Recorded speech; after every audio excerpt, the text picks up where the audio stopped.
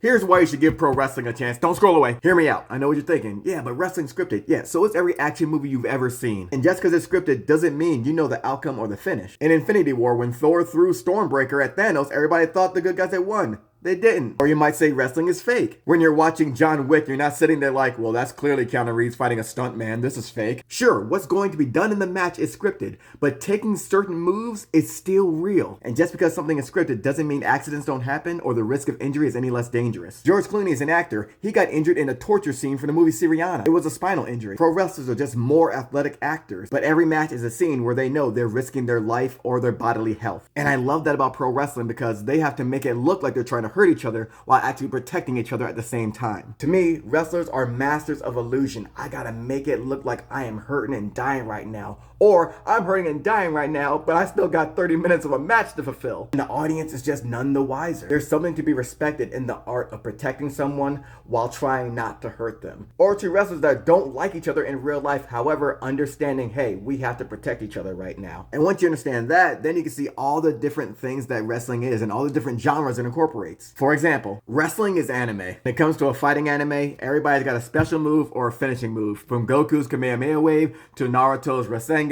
When you see them bust that shit out, you know, oh, it's game over. Wrestling is the same way. Every wrestler has a signature move and a finishing move. Now, wrestlers don't really shout out the name of their moves during a match, but the commentator calling the match does. The commentator is the narrator, and they show how important and dire things are. When a special move gets hit, oh, the game has changed, baby. For example, when Shibata did his own version of Okada's finisher, the Rainmaker.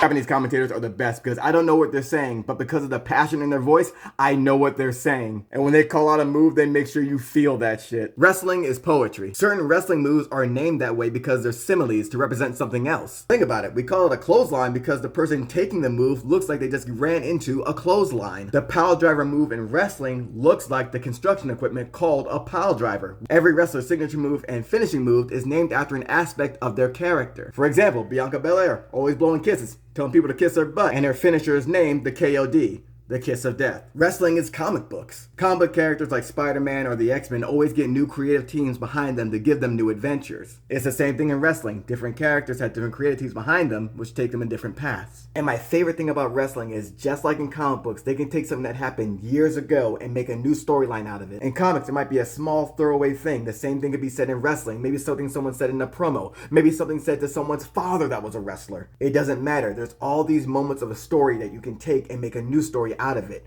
No other sport can do that. Sometimes it's a real life event that becomes a storyline. Bryan Danielson suffered mad concussions which kept him out of the ring for a number of years. And the way he wrestles is so fast and loose sometimes that when he takes a hit in the head, we don't know, like, oh man, is he okay? Or is he just really selling very well? We don't know, and that's the art of wrestling. I gotta make you think I'm more hurt than I really am. And sometimes years later you find out, oh no, I was really hurt then. But I had to keep going with the match. Wrestling is so good at blending real shit with scripted things that you don't know where the line ends or begins. Or take a look at Katsuyori Shibata. My man threw a shoot headbutt at Okada out of nowhere during their match. You see a little trickle of blood come down his face. That shit looked like cinematic beauty. My man goes into the back and collapses after the match. Had to get rushed to the hospital. He had a brain aneurysm because of the headbutt. Ain't no faking that shit. That shit was real, and it kept him out of the ring for a number of years. But then he was able to come back and wrestle again. Wrestling is also diverse. Athena, formerly known as Ember Moon, is the whole reason I even got back into wrestling. In 2014, the women's division in WWE was killing it more so than the men, especially in NXT. And seeing Athena come in, she's a cosplayer. She's big on anime, and seeing her get to wrestle and incorporate that into her character and into her matches was incredible. Seeing how progressive wrestling has become now as opposed to the way it was then, where a lot of stereotypes for the characters of wrestlers of color, especially black wrestlers. I love that wrestlers of color don't have to portray a stereotype now. They can just really be parts of their own personality instead on stage. And while wrestling can be so many things, it can be campy, dramatic, violent,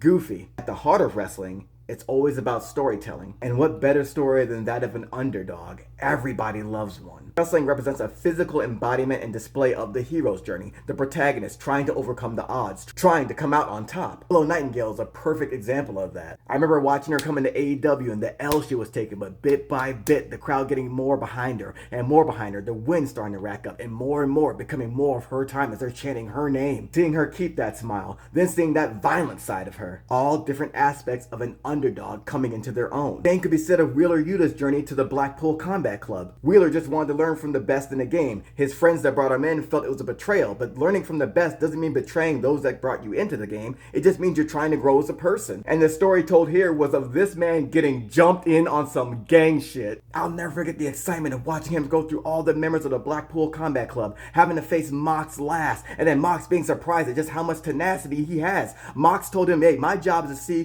what your guts are made of, so I gotta spill them on the floor. And then Moxley saw that and respected him afterwards. Throughout all these years, there have been so many different stories that wrestling has told. Now we're seeing people get to tell different stories that weren't being able to be told before. I'll never lose excitement for that. That's what always keeps me coming back to it. That's why I enjoy it so much.